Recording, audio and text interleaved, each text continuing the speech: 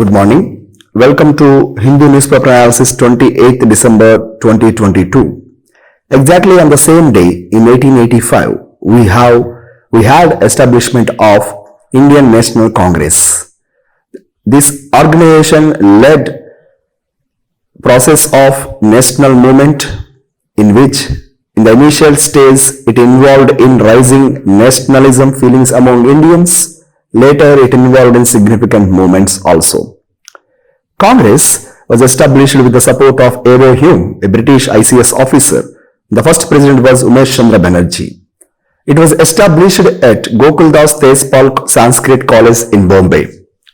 Today, also Congress became a nationalist party, and which is working for the betterment of people in several states. First article talks about slow runners will get extra time to focus. You need to remember that Samagra Shiksha wing of School Education Department launched this Learners Improvement Program. We should remember that NGO Pradham, which even got Indira Gandhi National Peace Prize 2022, this NGO Pradham launched a report called as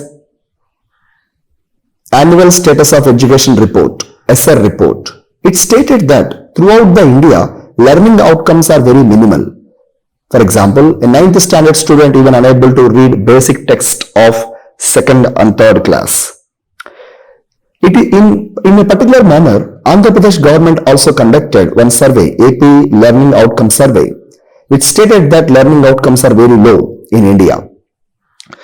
To counter that, Samagra Shiksha wing of School Education Department launched this program, Learners Improvement Program, along with the help of UNICEF and Center for Innovation in Public Service. Now this is going to create opportunity to improve the learning outcomes. Let us wait and watch for the progress in this regard. Next article talks about fixing smart meters to agri pump set is win-win situation for all officials. India is a rain-fed, irrigated agriculture economy. We need to see that Indian agriculture is predominantly around 53% depends on rain-fed. But irrigated lands are also considerably high. Unfortunately, our irrigated lands are facing two problems.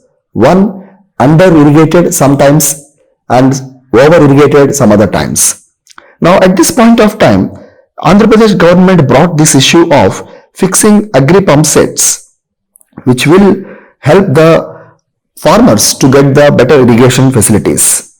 And smart meters will help the allocation of water and fixing the minimal levels and also recording the level of water and electricity and so on and so forth. This is a welcome step in regulation of water uses in several areas of Andhra Pradesh and can be a possible answer rating point for our mains in conservation of water. Next article talks about Kerala Governor explores option of sending universities bill to President. You should remember that this was an issue which is happening from last few weeks in fact. Now Kerala Governor want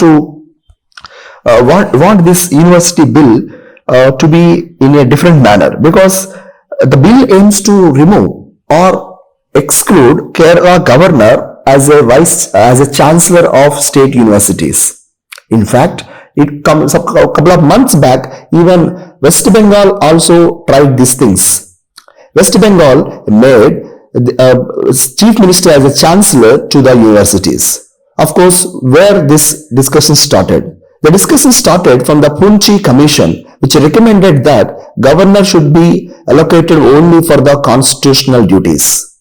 Now, on that note, Kerala, even previously West Bengal also tried to exclude governor from the duties of the chancellor. Now, what is interesting is when the bill was put forward by Kerala Assembly, now the bill was under the consideration of Kerala Governor. Now, what is further interesting is now Kerala Governor looking forward to resolve this bill for the President. Article 201 of Indian Constitution pertains to bill reserved for consideration. The Governor of India enjoys absolute veto, suspensive veto, except on money bills, but not pocket veto. Now, this is a mechanism in which Governor can send the bill to the President. Next article talks about a retreating of Indian migrant workers' plight.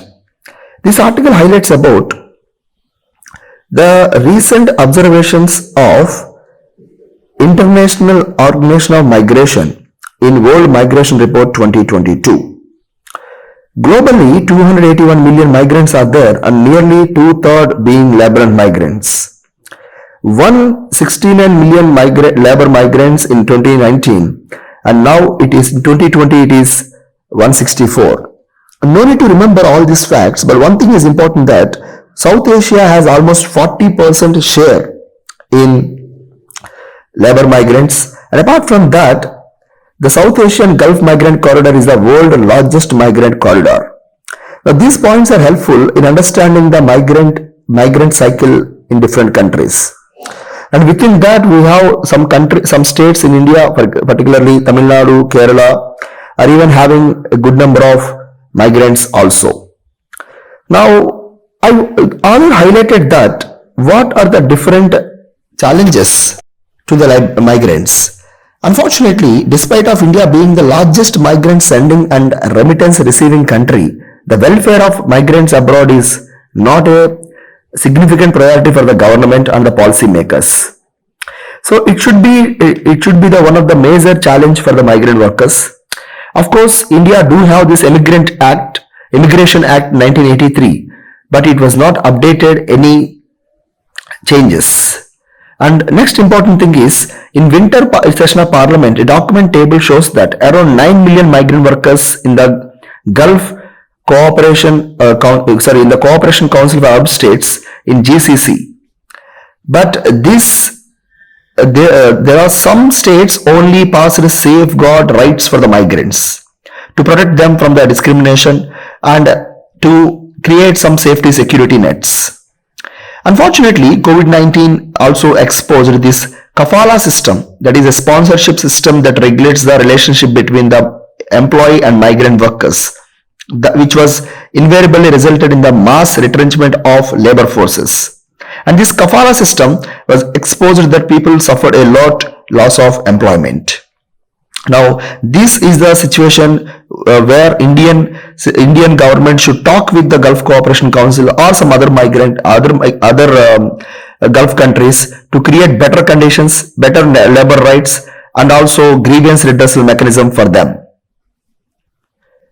Next article talks about focus on Africa, heart of the global south. This article was written by Rajiv Bhatia sir, a famous diplomat and also author of India-Africa Relations Changing Horizons book.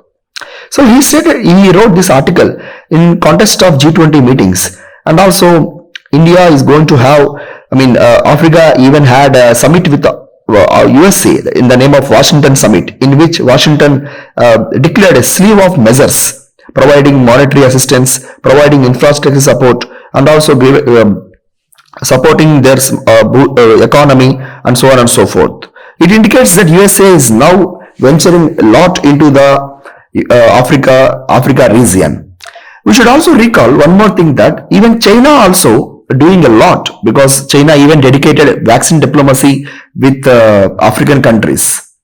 Now, USA at the time when entering into the African region, we should also remember that it is the high time that India should also work out. So recently USA launched several programs like 21st Century Partnership for African Century 21 PAS. Then USA plans to invest in healthcare of Afghanistan, Africa, so on and so forth.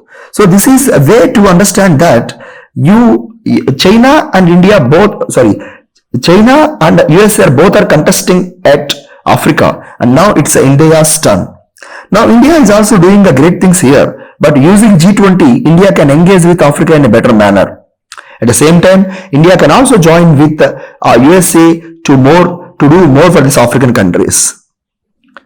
Next article talks about Election Commission to begin delimitation exercise in Africa to use in Assam to use census figures of 2001. So now delimitation commission to start the process of reorganizing these constituencies.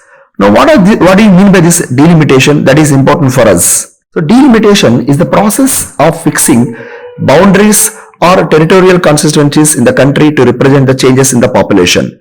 It will be done after every census in a mechanized manner. Now Indian Constitution clearly stated that Article 82 stated Parliament enacts a delimitation act for every census. Even Article 170 also stated states also divide into territorial constituencies as per delimitation act after every census. The delimitation act was, the first delimitation was done by the President with the help of Election Commission in 1950-51, and later Delimitation Commission Act was enacted in 1952. What is interesting is this Delimitation Commission is appointed by the President in collaboration with ECI. It includes retired Supreme Court Judge, Chief Election Commissioner, respective state election commissioners. And what is further interesting is this Delimitation Commission is right now not updated. This is not updated. It is right now at the 1971 census. Now it was the 84th Constitutional Amendment 2002, which freezed the delimitation, and right now the census, right now it was done based on the 2001. The delimitation will now updated after 2026. Now that is very important for us to remember. So right now delimitation will be conducted as per 2001 census but not as per the 2011 census. So please remember that 84th Amendment is the key to understand the issue. Next article talks about a Pakistan film starring Fawad Khan to release in India. After a long time, India is witnessing a direct release of Pakistan film. So just remember the name, The Legend of Maula Jat, which is not very much important for the UPSC exam, but for the non-UPSC exam.